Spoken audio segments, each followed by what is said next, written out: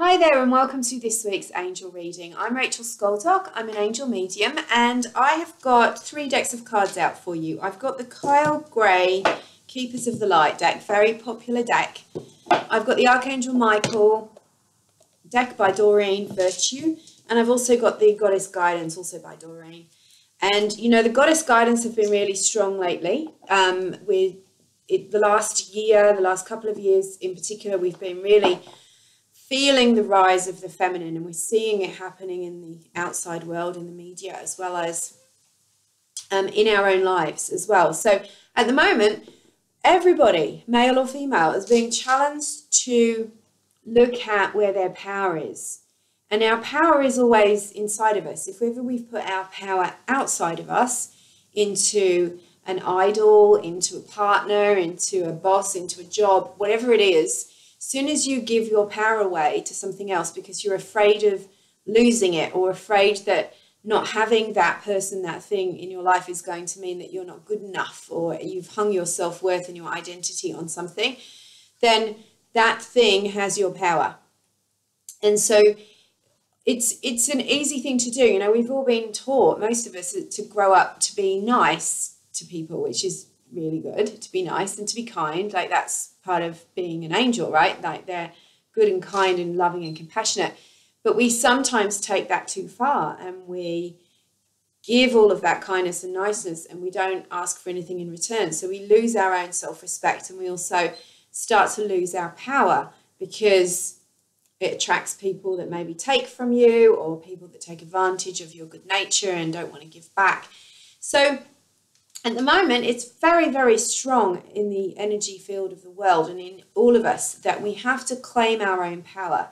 And it comes with self-respect, it comes with self-esteem, and it also comes with love. It's not about not loving other people to be in your power. It's about owning who you are and knowing that there is infinite possibilities, you have infinite ability. And so you don't have to feel dependent on any particular thing or any particular person, because the only thing you should be feeling that connection with is the divine source.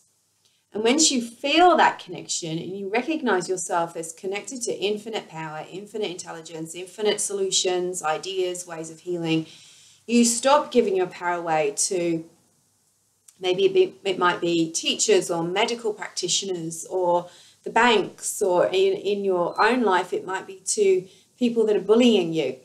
You can take back your power and recognize that you don't need to exchange your energy and compromise for anything or anyone. And when you start to own that power, then you can start to stand up for yourself, to properly defend and protect yourself, to avoid situations that will drag you down and maybe leech your energy away and seriously undermine your life. You know, the times when I've felt the most powerless are the times when I've felt like I was the furthest away from my goals, when I felt like I've had the least amount of choices or abundance or love in my life. And any time that your consciousness, your ego tells you that you're limited in your choices and your options and your money and your the things that you can do, you know, the skills that you have, or maybe you're limited by your age or your clothing or your looks or your skills, or whether you've been to university or not been to university. As soon as you start hearing that narrative in your mind, that's powerlessness. That's true negativity. If you've ever hung out with anyone that every time you give them a solution to their problem, they bat it away and say, I can't do that. No, I can't do that. That's frustrating and it's draining, because it's powerlessness, and because deep down we get frustrated and drained by that kind of energy. One, because it is learned helplessness, it drains us, but also from a personal perspective, we deep down know we're all connected to the divine source. Not one of us is disconnected from the divine source. We might be disconnected in our awareness, but we're not actually disconnected. So we've all got access to infinite abundance, infinite opportunities, infinite solutions, infinite possibilities. That goes without saying. But when we feel like it's just us, we're alone, we're small, we've got no power, we've got no connection, we've got no way out, then believing that is to have no faith in a higher power. And that literally does cut you off from that higher power, not because that higher power is punishing you or saying, well, because you don't believe in me, I'm not going to believe in you. That's not the way it works, even though some people will tell you that. It's not the way it works. The reason that you have cut off from it is because your beliefs create your experience. And you and I have all been through times when we've been fully awake and in a moment of grace and recognize the universe, the angels are with us. We've had signs, you've had doors opening, you've met great people. And then you've had moments where you felt nothing's working, nothing seems to be happening, I'm stuck. So you've experienced powerlessness and being in your power. So when you feel like nothing's working and you're stuck and there's no solution, you're not in your power. And all that is a sign from your inner self, from your soul and your angels and everything else in the universe saying it's time to get back into your power. What do you need to do to get into your power? So whether you are a woman or a man, that power is the power to heal yourself, the power to know that there is a strong force within you and that you don't have to believe anyone, including yourself, that tells you otherwise, that tells you that you're not powerful. So part of that, all of our journey on earth, or all of it, is to awaken the sacred knowledge within us. And the sacred knowledge is that we're truly powerful. And that's why so many people, everyone goes through a period of feeling powerless in their lives, or maybe multiple periods of feeling powerless. And maybe it's sort of, like a chessboard. Some days you feel powerful, some days you feel powerless. But what we're all trying to get to is a place of recognizing we were never powerless. We are never powerless. And if that doesn't diminish or reduce the fact that you've had people try to take their power away, your power away. You've had people who might have tried to make you feel as powerless as possible so that they could control you or isolate you or keep you feeling insecure. That's definitely a manipulation tool because it works. People will use that in order to try and control and try and make themselves feel more powerful, but they're not connected to the divine source either. And so that's not to say that you haven't been through something that has been awful and you've been a victim of something, but to live in that reality constantly is powerlessness, and that is you. That's your responsibility to change that. So the angels and the universe are all here to help us to change that. That's really what this is all about, this spirituality. If you come across anyone who's a spiritual teacher who's teaching you that you're powerless and that you have to give your power away to them and only them, that's not divine teaching. That's not spiritual empowerment. That's like a cult or that's someone who wants to take something from you. They've got an agenda because they believe themselves to be the all-powerful.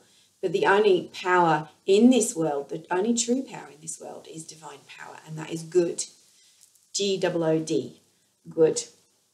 So let's start with a card from Archangel Michael after that mini rant, and then I will come back to the other cards as well. So what do the angels want us to know this week, apart from the fact that we're powerful? So how does that change your situation?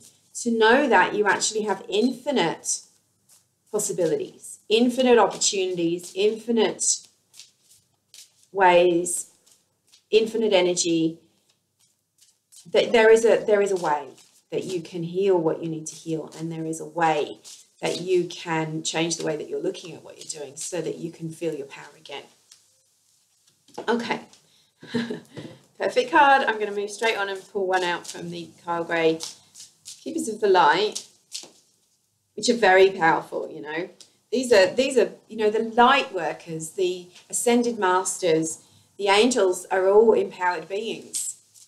They don't have egos. They're not taunted by self-doubt and negative thoughts. Okay, very powerful cards. So the first card we pulled from Archangel Michael is decide to be happy now. Now, how is that for an empowering message? When you get to make the decision whether or not you're happy. When you blame other people and situations for your lack of happiness, then that's disempowerment. So if there are situations that are making you unhappy, and of course they could be, then you need to make the decision to change it or leave it, or accept it as it is, if that's what you want to do. So the power is always in your hands. And any time that you try to give your power away to someone else, then by blaming them or using guilt, that is always going to be very messy, and it's not going to feel nice. It's going to put you into a place of feeling uncomfortable. So this is saying, decide to be happy now. You can make the decision today to create happiness in your life, and then everything will change. That's the first card. So it's giving you that option. Now, the second card we got from the Carl Gray deck is your guidance. So the first card is always about the current situation, the theme of the reading. Now, this is Babaji, and the message is soul expansion, and it says your consciousness is expanding. I just love that picture. I don't know if you can see into his eyes. The artist, Lily Moses, I'm in awe of her ability to create these. And look at the Om symbol, which is similar to the one on my wrist. And it says you understand the connection between all things. One of my favorite affirmations is I am one with the universe. I am one with the universe. And the universe is one with you. So when you recognize that you are one with the universe, and that the universe is one with you and with everybody else too, there's nothing or nobody left out, then that's your connection to everything, your only connection to everything and everyone. The only true connection is that oneness of light. And that light, that universe, is love. It's divine love. So you can't be without it. Only your consciousness can tell you that you're without it. So if you feel disconnected from that, then all you have to do is remind yourself that you're connected to it and do things that bring you into connection. That might be with walking in nature. It could be meditation. It could be going to yoga. Anything that brings you, art, connecting with your pets, with your loved ones. Anything that brings you into that feeling of being one with all. And remembering that that is the connection between ourselves and everything. And that's really the only power that we can connect to that's real. Fear isn't real. So if we start connecting to, what if I get a horrible disease? What if I get robbed? What if I get this what if I am successful and then it gets taken away from me? Then we're connecting to fear, and that's not real. But we can manifest those fears to the point where it stops us from doing things. So that is a block to our oneness with all, which is abundance, love, joy, peace, soulmate, all of that stuff. The outcome card. I love this message. This is from the Goddess deck. Now look at this for a goddess. Bridget. She is fierce, and she's holding this flame in her hand over her heart. And it says, don't back down.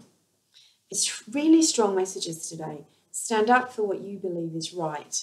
And she's holding this little flame, the eternal flame, over her heart.